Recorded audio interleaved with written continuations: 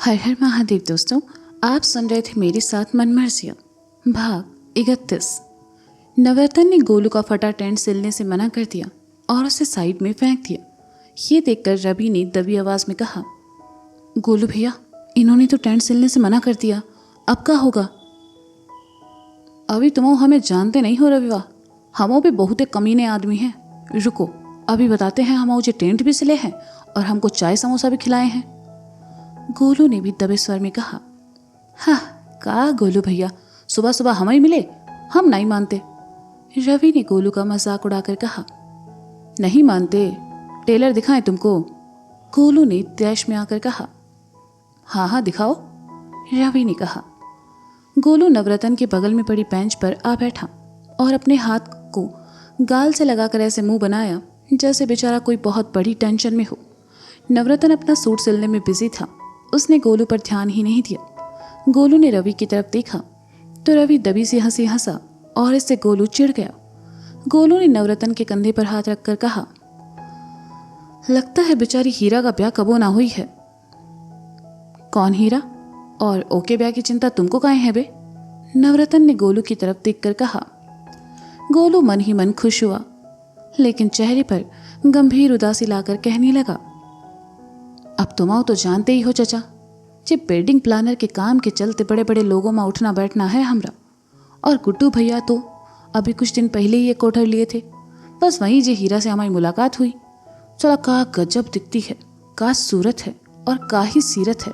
साला देख कैसे लगे जैसे बनाने वाले ने इतवार की छुट्टी लेकर फुर्सत में बनाया हो उनको। गोरा रंग, काली आंखें, अरे चलती फिरती माधुरी दीक्षित है चचा। पर बेचारी का गोलू? नवरतन ने मशीन पर रखे सूट को साइड कर गोलू की बातों में दिलचस्पी दिखाकर पूछा। अरे जाए दो चचा, तुम जानकर क्या करोगे? गोलू ने कहा। अरे बताओ तो सही, नवरतन ने बेसब्री से कहा। अरे छोड़ो ना चचा, तुम जानकर क्या करोगे? गोलू ने खिंचकर कहा। अरे यार, मतलब इतनी खूबी है फिर भी तुम वो कब बेचारे कह रहे हो? कुछ हुआ है क्या उसके साथ? नवरतन ने हमदर्दी दिखाकर पूछा। गोलू ने रवि की तरफ देखकर अपनी बाईं आंख दबाई और फिर नवरतन की तरफ पलटकर बोला, अरे बेचारी की शादी नहीं हुई है, 40 की हो गई है।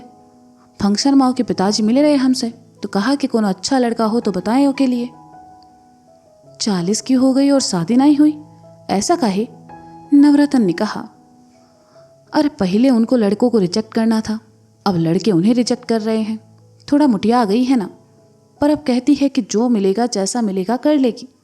पर नहीं, हम वो कहे ऐसे कैसे कर लेंगी? अरे हमारी नज़र में बहुत अच्छे लड़के हैं ओके लिए, एक तो हमारे सामने बैठे हैं। गोलू ने कहा। सामने बैठे हैं मतलब हम? नवरतन ने हैरानी और खुशी भरे स्वर में कहा। अरे तुम तो पहली पसंद थे हमारी चाचा, पर जान दो। गोलू ने मुंह बनाकर साइड में देखते हुए कहा। नवरतन ने अपनी कुर्सी गोलू के पास खिसकाई और उसकी बाह दबाते हुए कहा, थे? अरे हम है गोलू, हमारी भी तो शादी नहीं हुई है, वो के साथ हमारी बात चलाओ ना। नवरतन को अपनी बातों में आते देखकर गोलू ने बाहर देखते हुए कहा। सुबह से कुछ चुखाए नहीं है, पानी की एक ठो बूंद तक गले सा नीचे नहीं उतरी है। अरे तो चिंता काहे करते हो गोलू, हम है ना। ए लड़का, क्या नाम है तुम्हारा? जब पैसा पकड़ो और बगल वाली दुकान से 4 समोसा और चाय लेकर आओ। कहते हुए नवरतन ने अपनी जेब से 100 के 2 नोट निकाले और रवि की तरफ बढ़ा दिए। रवि ने भी खुशी खुशी पैसे लिए और चला गया। नवरतन एक बार फिर गोलू के पास चला आया और उसकी बाह दबाते हुए कहा, ए गोलू, ओ हीरा के पिताजी से बात करके हमारे बारे में बताओ ना। का देखो, हमारे यहाँ कोनो चीज़ की कमी भी नहीं है, महीने के 20,000 कमा लेते हैं, कोनो बुरी आदत भी नहीं है हमारे अंदर। ए गोलू, हमारे पास चलाओ ना के साथ। अरे अरे रुको, चलाते हैं चचा यार, तुम तो मतलब मरे जा रहे हो मंडप में बैठने के लिए। ऐसे कल जाने वाले थे ओके यहाँ, पर गोलू ने जानबूझकर बात अधूरी छोड़ दी। पर का गोलू? नवरतन ने कहा। गोलू भैया, समोसे और चाय, रवि ने आकर कहा। रवि के आने की वजह से नवरतन की शादी की बात बीच में ही रुक गई। साथ ही नवरतन को रवि पर गुस्सा भी आया। अरे लाओ लाओ रवि, बहुते भूख लगी थी, लाल चटनी ना लाए? गोलू ने दोनों हाथों में एक एक समोसा उठाकर कहा। अरे भैया भूल गए, अभी ले आते हैं, तब तक आप हरी चटनी से खाइए। रवि ने चाय के गिलास रखते हुए कहा और वहां से चला गया। गोलू ने आधा समोसा एक ही निवाले में खाया और नवरतन से कहा, हाँ तो तुम क्या कह रहे थे चचा? हम ये कह रहे थे गोलू कि तुम कल जाने वाले हो ना ओके घर, तो हमारे बारे में बताओ का, या हम साथ चलते हैं? नवरतन ने बेसब्री से कहा। जाने वाले थे पर अब नहीं जा पाएंगे। नहीं तुम बताओ किस मुंह से जाएंगे? गोलू ने कहा। किस मुंह से जाएंगे मतलब? क्या परेशानी है? नवरतन ने कहा। अरे कल के घर माँ कोनो प्रोग्राम है, ओमा हमको जो टेंट लगाना था पर तुम सिलने से मना कर दिए, तो अब कैसे जाएंगे? कह देंगे कोई और टेंट वाले से बात कर ले। तुम छोड़ो जो समोसा खाओ। गोलू ने मायूस होकर कहा और समोसा उठाकर नवरतन की तरफ बढ़ा दिया। नवरतन ने सुना तो कहा, जी तुम खाओ गोलू, हमको बताओ का सिलना है, हम वो अभी सिल देते हैं। इट्ठो टेंट के चलते प्रोग्राम खराब नहीं होना चाहिए। अरे पर तुम अपना सूट सिलने वाले थे ना चचा, गोलू ने कहा। रवि लाल चटनी ले आया और गोलू के सामने रख दी। उसने भी एक समोसा लिया और वही साइड में बैठकर खाने लगा। अरे भाड़ मगाओ हम सूट, तुम बताओ का सिलना है तुमरे टेंट में? नवरतन ने कहा। अब तो उसे बस अपनी शादी के सिवा कुछ और दिखाई नहीं दे रहा था और सामने बैठा गोलू भगवान का भेजा कोई दूध दिख रहा था। समोसा खा ले पहले, गोलू ने कहा। हाँ हाँ खाई लो, कहो तो कुछ और मंगवा दे, नवरतन ने बड़े प्यार से कहा। 4 प्लेट समोसा पैक करवाए दो, हम बाद में खा लेंगे, गोलू ने तीसरा समोसा चटनी में लपेटते हुए कहा। नवरतन ने अपनी जेब टटोली। एक आखिरी 100 का नोट था, लेकिन गोलू के लिए उसे भी कुर्बान कर दिया और रवि की तरफ बढ़ाकर समोसे पैक करवाने को कहा। समोसे खाकर गोलू ने बड़ी सी डकार ली और हाथ धोकर अपना फटा हुआ टेंट उठा लाया। अब टेंट जब तक सिलना था तब तक गोलू को नवरतन के सामने हीरा की तारीफों के पुल बांधने थे। गोलू के दिमाग में जो आया वह सब नवरतन के सामने बकता चला गया और बेचारा नवरतन शादी के ख्यालों में खोया टेंट का कपड़ा सिलता रहा। पूरे 1 घंटे की मेहनत के बाद आखिरकार टेंट सिलकर तैयार था। गोलू ने उसे समेटा और कहा, हाँ चचा बताओ कितना पैसा हुआ? अरे गोलू पागल हो का, तुमसे पैसा थोड़ी लेंगे, तुम तो बस हीरा जी के सामने हमारी अच्छी अच्छी तारीफ कर देना और कल याद से हमारे बारे में बता देना होगा, नवरतन ने खिसियाते हुए कहा। बताएंगे तो तब ना जब कोनो हीरा होगी, गोलू धीरे से बड़बड़ाया। का कुछ कहेगा? नवरतन ने पूछा। हम तो जे कह रहे चचा कि दूसरा का सूट सिलना छोड़ो और अपनी शेरवानी सिलने की तैयारी करो, गोलू ने नवरतन का गाल खींचकर कहा। तो शर्म के मारे नवरतन को झुरझुरी सी होने लगी। रवि भी समोसे लेकर तैयार खड़ा था, इसलिए गोलू ने वहां से निकलना ही ठीक समझा। गोलू टेंट लेकर लूना पर आ बैठा और वहां से निकल गया। नवरतन अपनी शादी के ख्यालों में खोए मुस्कुराते हुए कुर्सी पर आ बैठा और सूट सिलते हुए गुनगुनाने लगा। मैं सहरा बांध के आऊंगा, मेरा वादा है। वाह वाह गोलू भैया, मान गए आपके दिमाग को। वैसे ये हीरा है कौन और ओका बाप आपको के ब्याह की जिम्मेदारी काहे दिए रहे? रवि ने लोना चलाते हुए गोलू से पूछा। गोलू मुस्कुराया और इतरा कर कहा, अरे जे तो हमारे दिमाग का कमाल है रवि, वाह, तुमको समझ आता तो आज हमारी जगह तुम होते। मतलब कोई हीरा नहीं है? आपने उनको झूठ बोला? रवि ने हैरानी से कहा। गोलू ने सुना तो मुस्कुराया और कहा, अपना काम निकलवाने के लिए आटे में नमक जितना झूठ चलता है रवि, वाह। गोलू भैया, आटे में नमक जितना झूठ चलता है, लेकिन नमक में आटे जितना नहीं। वो नवरतन को पता चला ना तो लेने के देने पड़ जाएंगे, रवि ने कहा। अरे यार रवि, तुम वो साला डरते बहुते हो, कुछ नहीं होगा, हम है ना, गोलू ने इतरा कर कहा। तब की उसकी नज़र सामने से आते शर्मा जी पर पड़ी, जो कि हाथ में थैला लेकर पैदल ही चले जा रहे थे।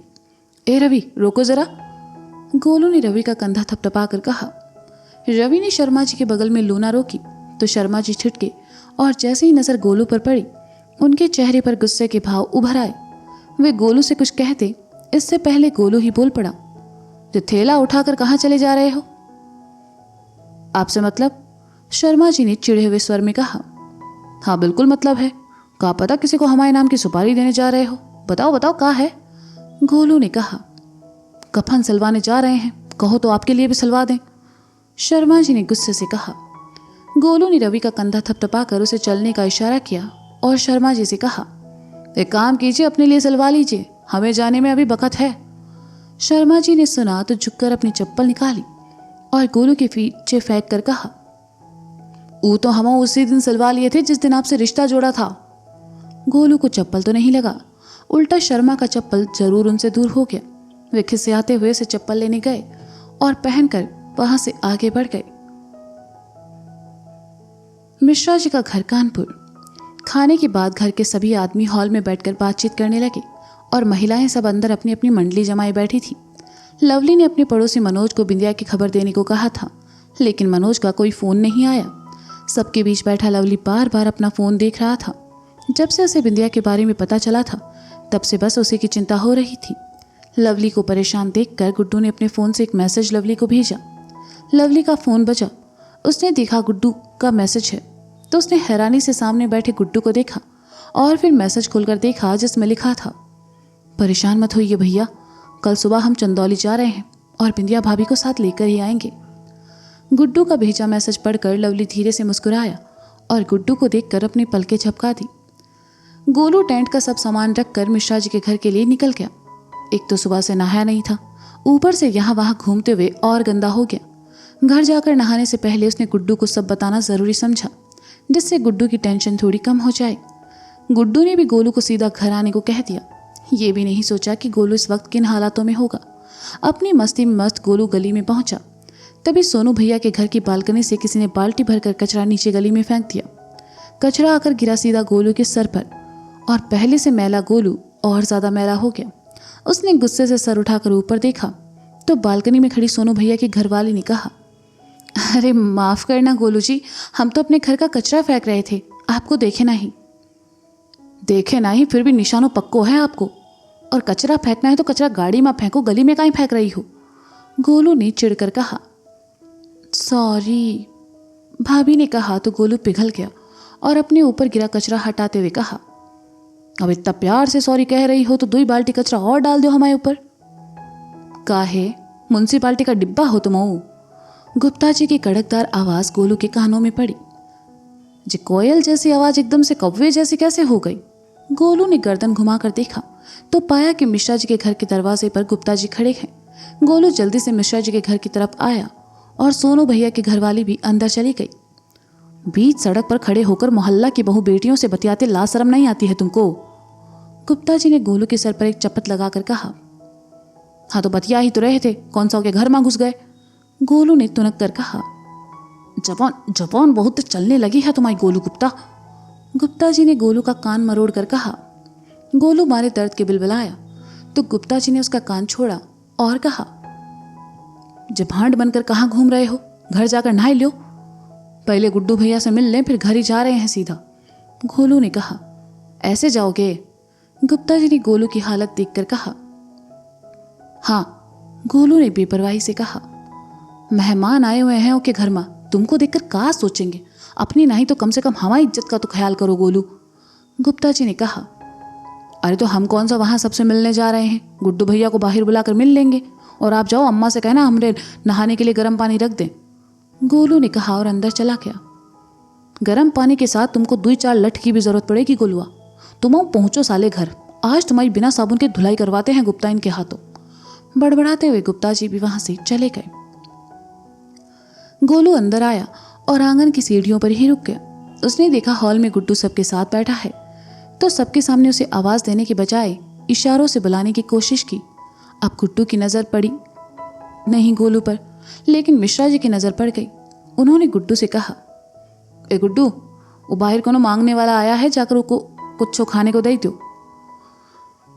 गुड्डू उठा और किचन से कुछ पूड़ियाँ और लड्डू ले आया। वह आंगन की सीढ़ियों पर आया। गोलू की हालत देखकर वह भी नहीं समझ पाया कि ये गोलू है या कोई और। उसने पूड़ी और लड्डू गोलू की तरफ बढ़ाकर कहा, शरीर से तो हट्टे कट्टे दिखते हो, फिर भीख काहे मांगते हो बे? गोलू ने सुना तो उसके गुस्से का पारा 7वें आसमान पर पहुंच गया और कहा, गुड्डू भैया, हम का आपको भिखारी दिखते हैं? अरे गोलू तुम पर जे का हाल बना रखो है, और ऐसे दलिद्र बन के काहे चले आए हमारे यहाँ? पता है ना घर में मेहमान आए हुए हैं, जाओ जाकर नहा कर आओ। गुड्डू ने अंदर झांकते हुए दबी आवाज में कहा ताकि कोई और गोलू को इस हालत में ना देखे। गोलू ने सुना और गुड्डू को घूरने लगा तो गुड्डू ने अपनी जेब से पैसे निकालकर गोलू की जेब में रखे और कहा, किराने की दुकान से साबुन की टिकिया खरीदो और अच्छे से नहा कर आओ। चलो भागो यहाँ से। वाह गुड्डू भैया वाह, हम आपके लिए अपने ससुर से लड़कर आए हैं और आपने अपने ससुराल वालों के लिए हमको ही भगा दे रहे हैं। यही है आपकी दोस्ती। गोलू ने ताली पीटते हुए कहा। गुड्डू ने गोलू को घूर कर देखा और कहा, भाग जाओ यहाँ से। गुड्डू अंदर चला गया और बेचारा गोलू भी चुपचाप वहां से निकल गया। हालांकि गुड्डू अपनी जगह सही था। आखिर वह अपने ससुराल वालों के सामने गोलू की वजह से अपनी छींचा लेदर कैसे करवा सकता था। तो दोस्तों, ये था मनमर्जियां भाग 31। इसका अगला भाग आप जल्द ही सुनेंगे मेरे साथ। तब तक के लिए शुक्रिया, बाय बाय, अपना ख्याल रखिए और हाँ, सुनते रहें मनमर्जियां मेरे साथ। Bye bye.